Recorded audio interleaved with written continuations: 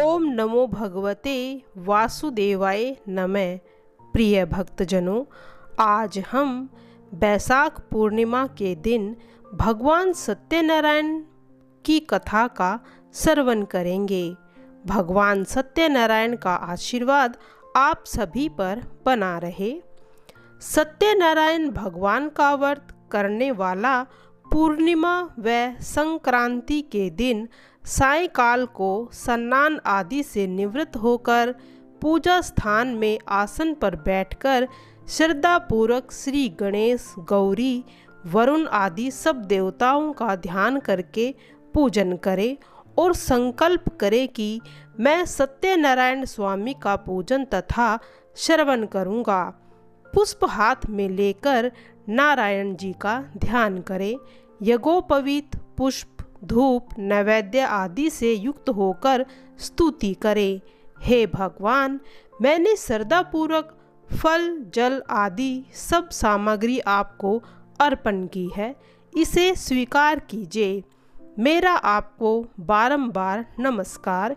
इसके बाद आप सत्यनारायण भगवान की कथा को पढ़ें और श्रवण करें। पहला अध्याय।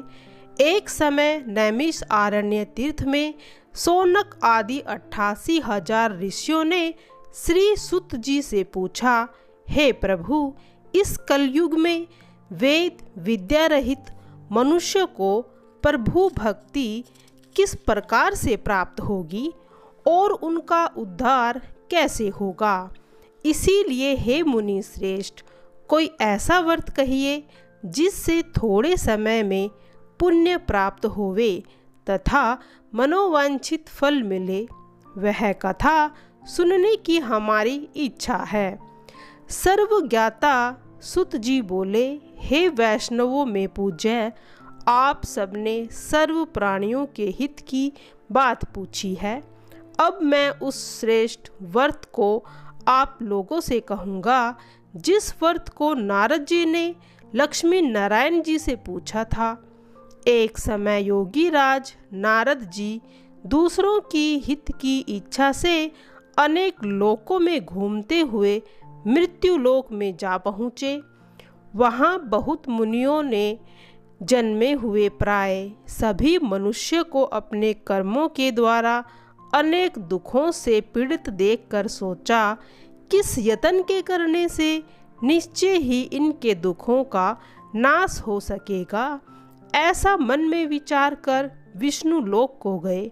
वहाँ श्वेत वर्ण और 4 भुजाओं वाले देवों के ईश नारायण को, जिनके हाथों में शंख, चक्र, गदा और पद्म थे तथा वरमाला पहने हुए थे, देखकर स्तुति करने लगे, हे भगवान, आप अत्यंत शक्ति से संपन्न हैं। मन तथा वाणी भी आपको नहीं पा सकती। आपका आदि, मध्य और अंत नहीं है। निर्गुण स्वरूप सृष्टि के कारण भूत एवं भक्तों के दुखों को नष्ट करने वाले हो। आपको मेरा नमस्कार। नारद जी से इस प्रकार की स्तुति सुनकर विष्णु भगवान बोले, हे मुनि श्रेष्ठ, आपके मन में क्या है? आपका यहाँ किस काम के लिए आगमन हुआ है? निसंकोच कहो। तब नारद मुनि बोले, मृत्यु लोक में सब प्रकार मनुष्य अनेक योनियों में पैदा हुए हैं। अपने अपने कर्मों के द्वारा अनेक प्रकार के दुखों से दुखी हैं। हे नाथ, मुझ पर दया रखते हो तो बतलाइए कि उन मनुष्यों के सब दुख थोड़े ही प्रयत्न से कैसे दूर हो सकते हैं? श्री भगवान जी बोले, हे नारद, मनुष्य की भलाई के लिए तुमने बहुत ही अच्छी बात पूछी है। जिस काम के करने से मनुष्य मोह से छूट जाता है, मैं वह कहता हूँ, सुनो। बहुत पुण्य देने वाला स्वर्ग तथा मनुष्य लोक दोनों में दुर्लभ एक उत्तम व्रत है। आज मैं प्रेम वश होकर तुमसे कहता हूँ, सत्यनारायण का यह व्रत अच्छी तरह ध्यान से विधि पूर्वक करके मनुष्य तुरंत ही यहाँ सुख भोग कर मरने पर मोक्ष को प्राप्त करता है। श्री भगवान के वचन सुनकर नारद जी बोले, उस व्रत का फल क्या है, क्या विधान है, किसने यह व्रत किया और किस दिन यह व्रत करना चाहिए, विस्तार से कहो। भगवान बोले, दुख शोक आदि को दूर करने वाला, धन धान्य को बढ़ाने वाला, सौभाग्य तथा संतान को देने वाला यह व्रत सब स्थानों पर विजय करने वाला है। भक्ति और श्रद्धा के साथ किसी भी दिन मनुष्य श्री सत्यनारायण की शाम के समय ब्राह्मणों और बंधुओं के साथ धर्मपरायण होकर पूजा करे। भक्ति भाव से नैवेद्य, केले का खम्भ, घी, दूध और गेहूं का चूर्ण सवाए लेवे।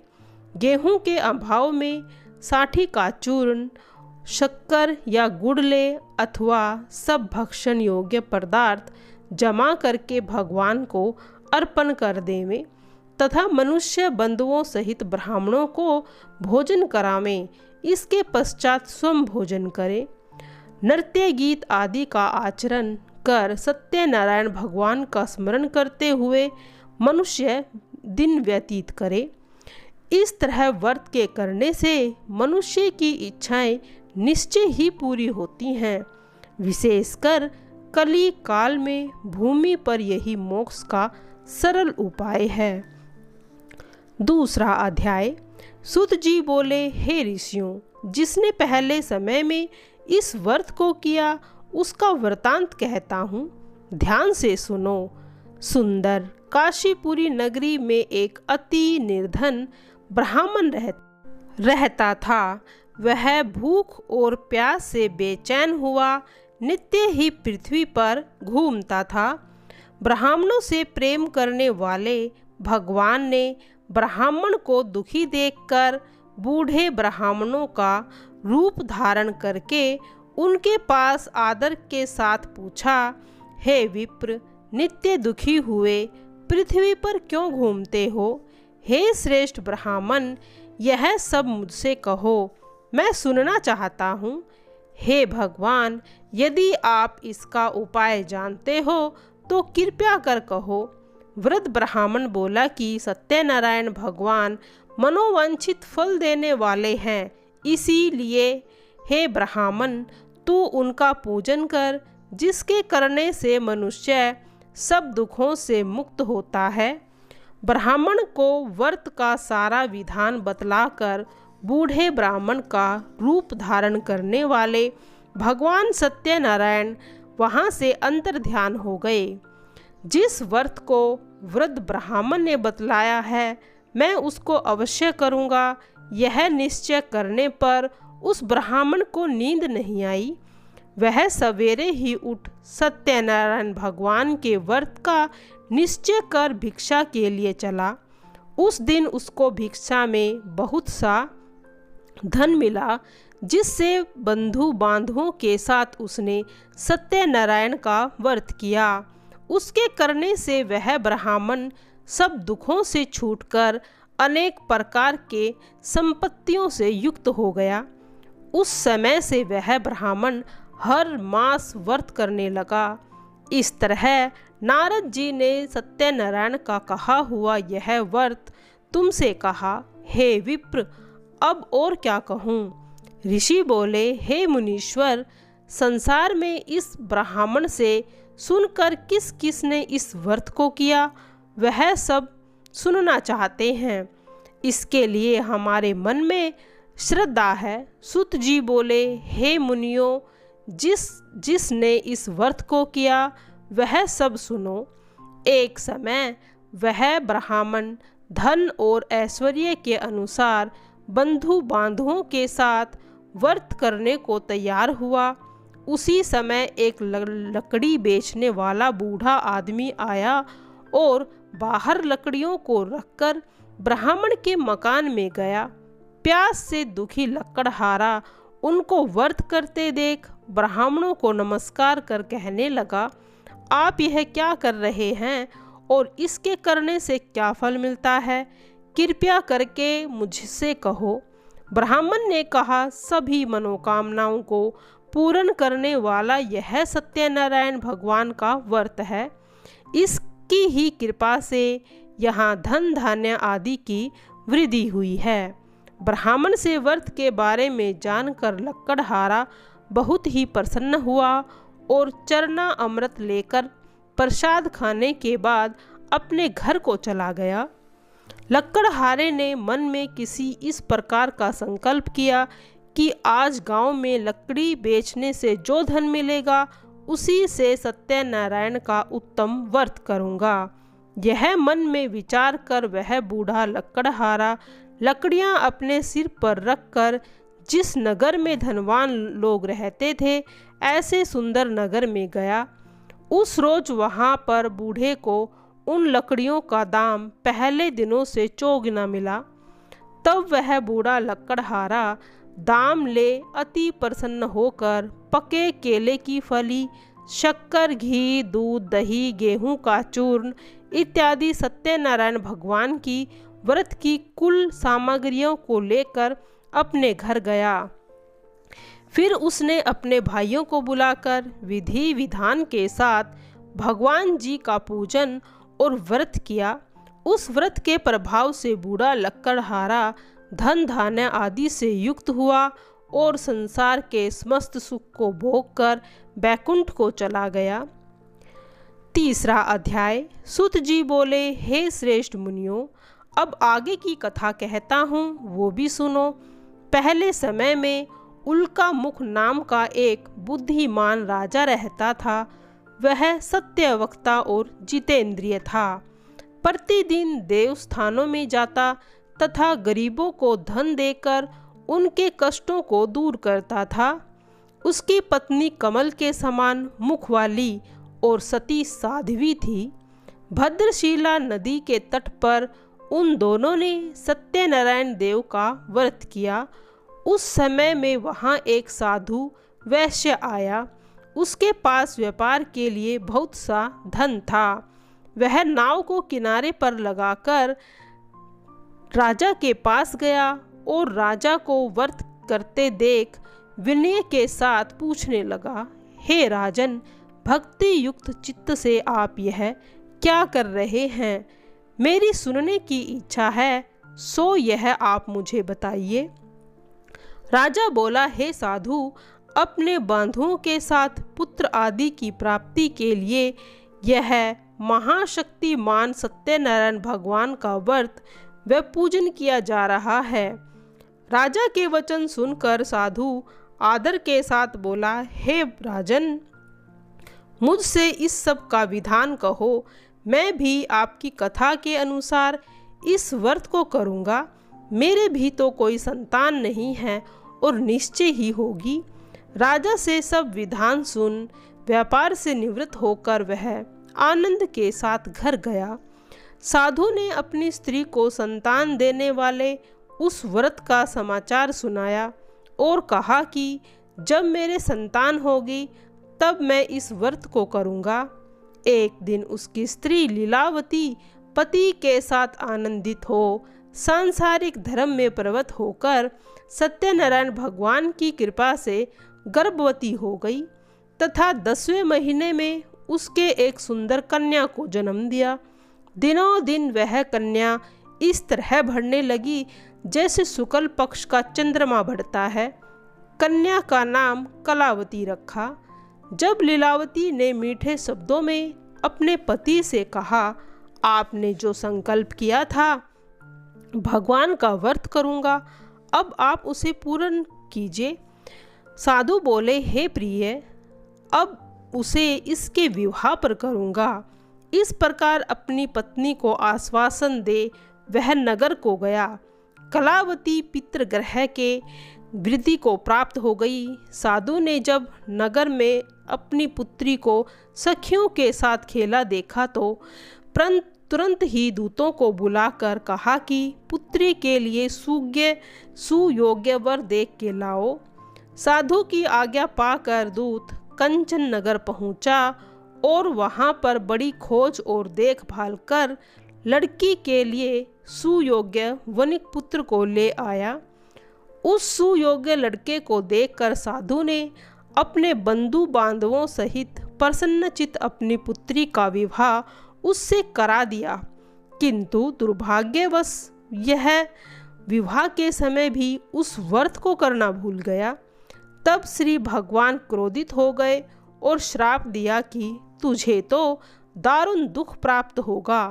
अपने कार्य में कुशल साधु बनिया अपने जामाता सहित समुंदर के समीप रतनपुर नगर में गया और वहाँ दोनों ससुर जमाई चंद्रकेतु राजा के नगर में व्यापार करने लगे।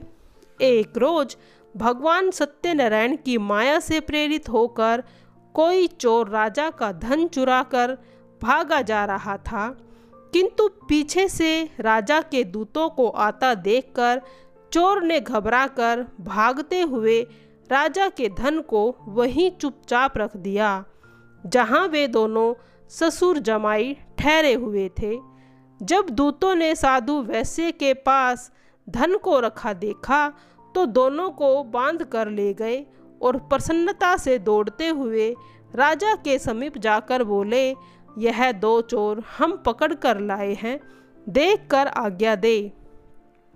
तब राजा की आज्ञा से उनको कठिन कारावास में डाल दिया गया और उनका धन छीन लिया गया।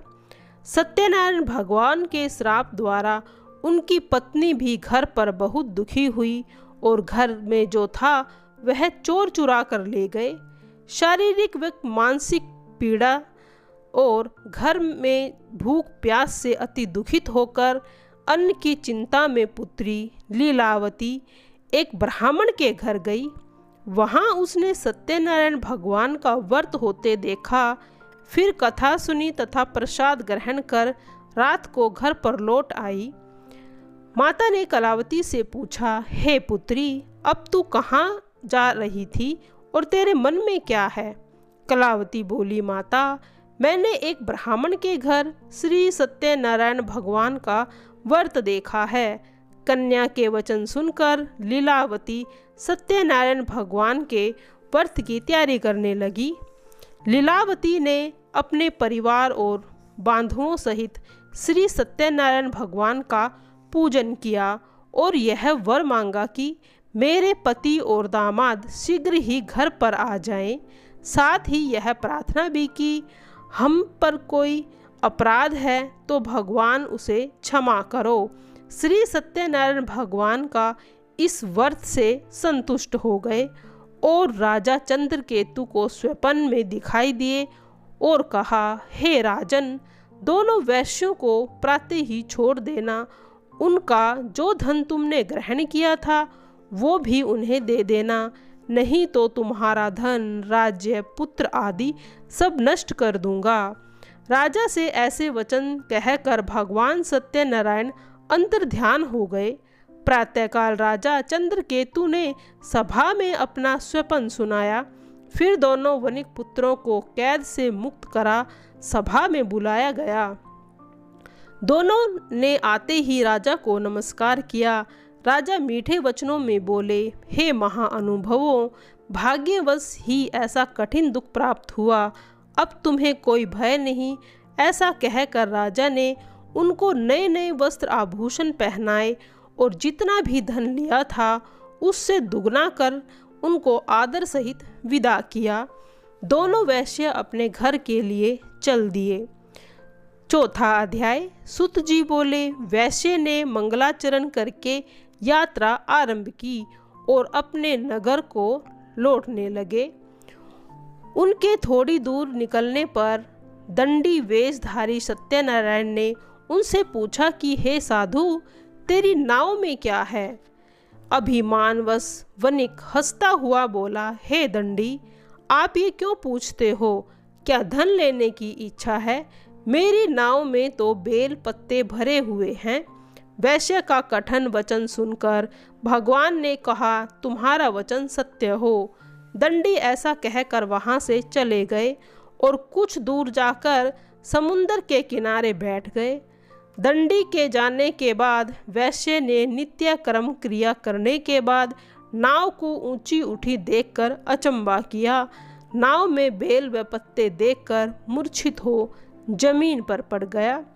फिर मूर्छा खुलने पर अत्यंत शोक करने लगा। तब उसका दामाद बोला कि आप शोक मत करें, यह दंडी का श्राप है। आप उनकी शरण में चले जाएं, तभी हमारी मनोकामनाएं पूर्ण होगी।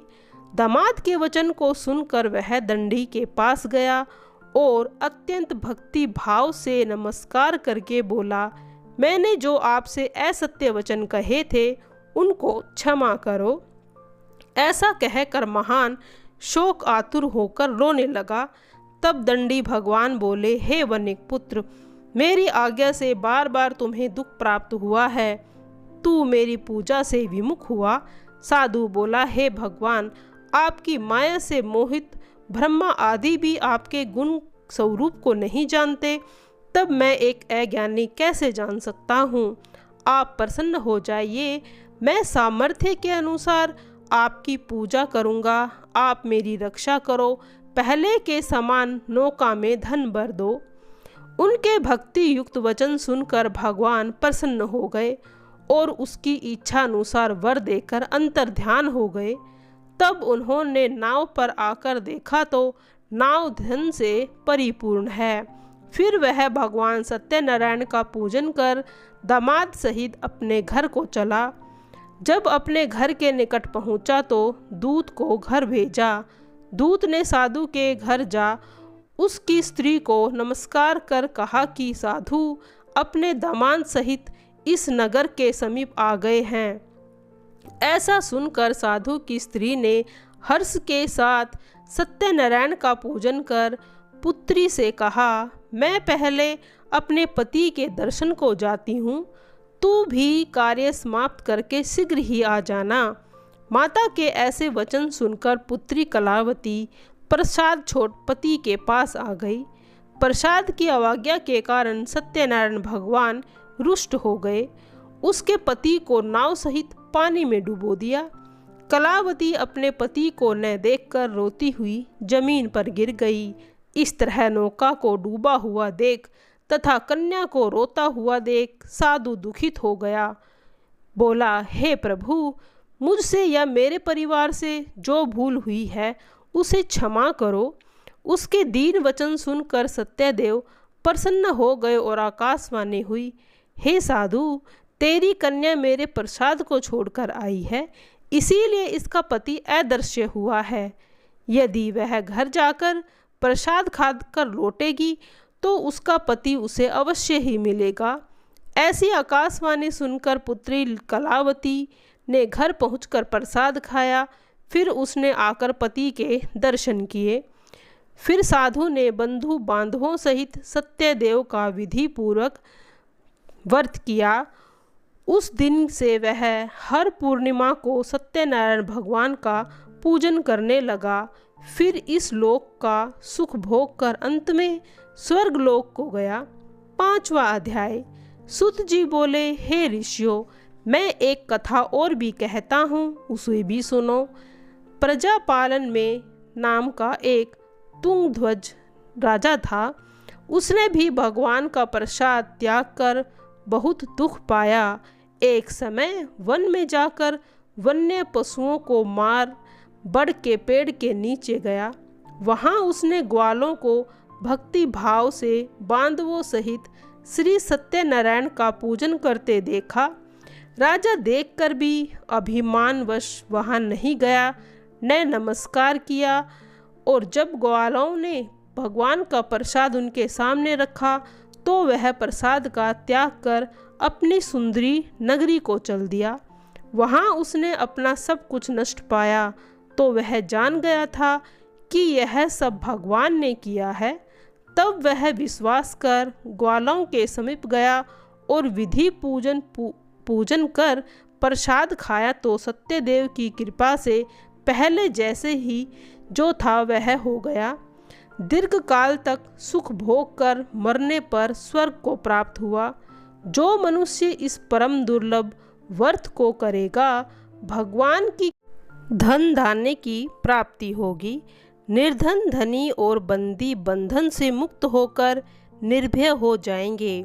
संतानहीनों को संतान प्राप्ति होगी तथा साधक सब मनोरथ पूर्ण होकर अंत में बैकुंठ धाम को जाता है। जिन्होंने पहले इस व्रत को किया है उनके दूसरे जन्म की कथा कहता हूँ। वृद्ध सतानंद ब्राह्मण ने सुदामा का जन्म लेकर मोक्ष पाया। उल्का मुख नामक राजा ने दशरथ होकर बैकुंठ को प्राप्त हुआ।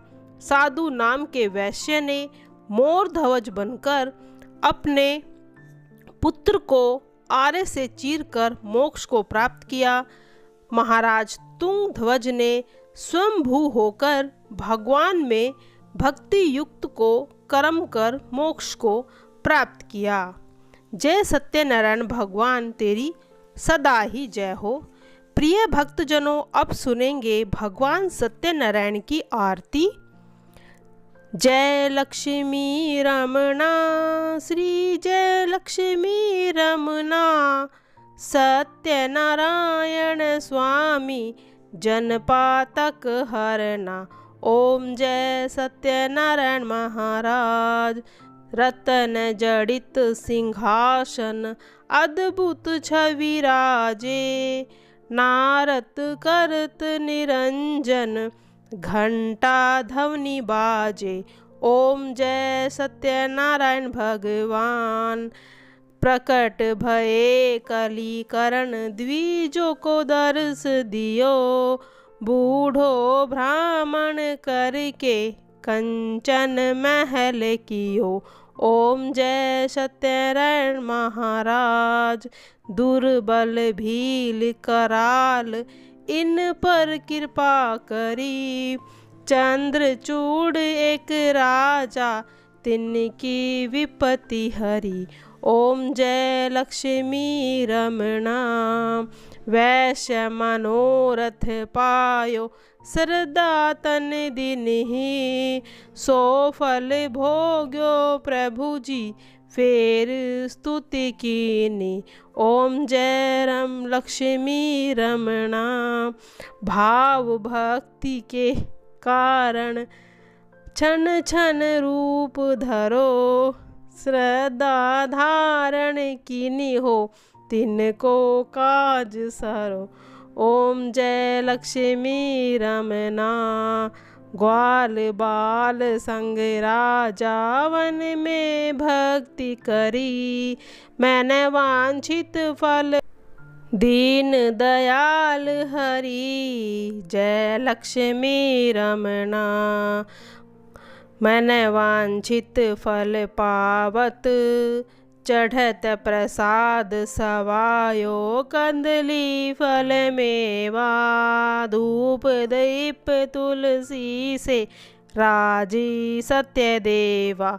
ओम जय लक्ष्मी रमणा, श्री सत्यनारायण की आरती जो कोई नर गावे, कहत शिवानंद स्वामी कहत हरि हर स्वामी, मन वांछित फल पावे। ओम जय श्री सत्यनारायण देवा।